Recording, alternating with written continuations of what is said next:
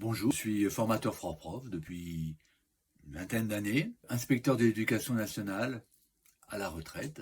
Mes objectifs lorsque j'ai un groupe d'étudiants, c'est véritablement à la fois bien sûr de leur apporter quelques connaissances, en sachant que ces connaissances, euh, elles sont travaillées par les étudiants entre les deux cours, mais c'est surtout d'essayer de mettre de la cohérence dans ces connaissances.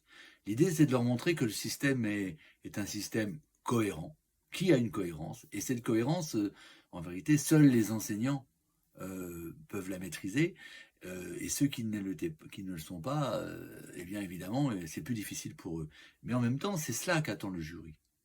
C'est mon deuxième objectif, c'est leur donner aussi les intentions du jury, les attentes, les enjeux à la fois de l'épreuve, mais aussi de cette relation avec les jurys. Des enjeux que, évidemment, euh, je connais pour avoir été moi-même membre du jury. Et j'insiste beaucoup pour leur dire que c'est quand même, entre guillemets, un entretien d'embauche.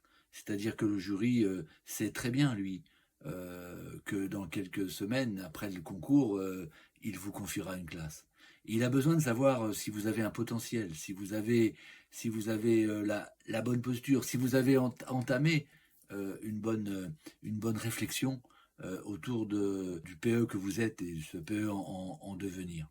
Et donc la connaissance du système éducatif est à la fois un moment où il faut bien sûr état de ses connaissances et utiliser un maximum de conditions en problématisant les questions et en même temps en donnant le plus de part à cette première partie qui est l'exposé des motivations.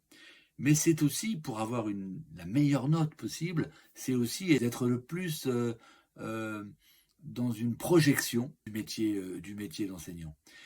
Et c'est souvent cela qui est le plus difficile, et c'est ça qui fait la différence et qui est très discriminant le jour de l'épreuve.